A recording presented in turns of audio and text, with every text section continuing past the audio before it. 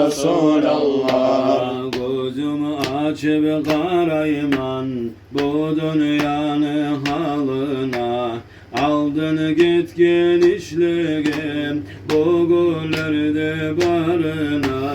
Dünya yaratıl Allah, neçe bin yıllar gitken, neçe türlü mahlukat boğar art verip gitken, neçe sefay kammarlar, neçe türlü valiler, Seyle Abu Bakarlar, Umar, Osman, Aliler, askenler, Süleymanlar, uzak umur sürgünler, tutaş dünyasını gezer, tamaşasını görgüller. Allahu Allah ya Allah, Allahu Allah ya Allah, Allahu Allah ya Allah, şefaat ya Resulallah. Allah bizde ve adaşan, firavunlar şaddatlar, dünyanı bile balgan, namrular bulanalar, özünü payda uçun, zulmetip halkın canın kıynagan, dünyaya paça bulup, bitmez mallar ciğalar, ne buldu gayda gitti, biri de görünmeyler, ne çakı çırsak da, biri cevap vermeyler, ara yerde yaktılar, komutu bu gözlerini, anca ciğan malinden, komek yok gözlerine, olar bir kervan idi, ertelik göçüp gittim, biz para kad tursak da,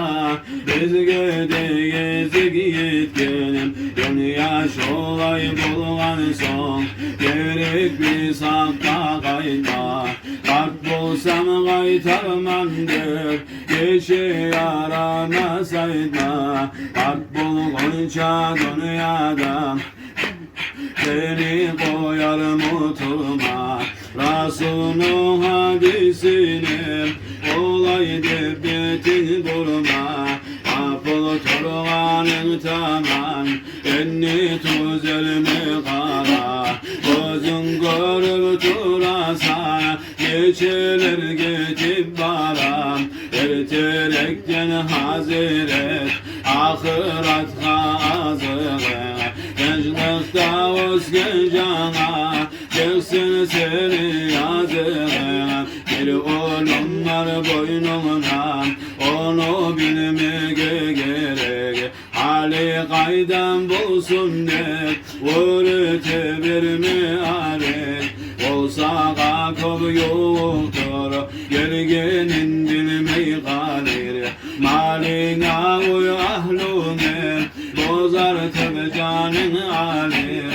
etken amalin bulur, karka burada yoldaşın, biri de fayda vermez, malin mülkün kardeşin, yakşı amal etken bulsan, cennet bulur makanın,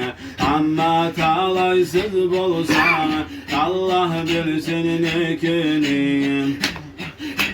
Salat salamlar bolsun, Resulullah ahlusune, Seyle ashablarına, yaşına ullusuna, kim suyse ol Resul'dan, kıyamet günü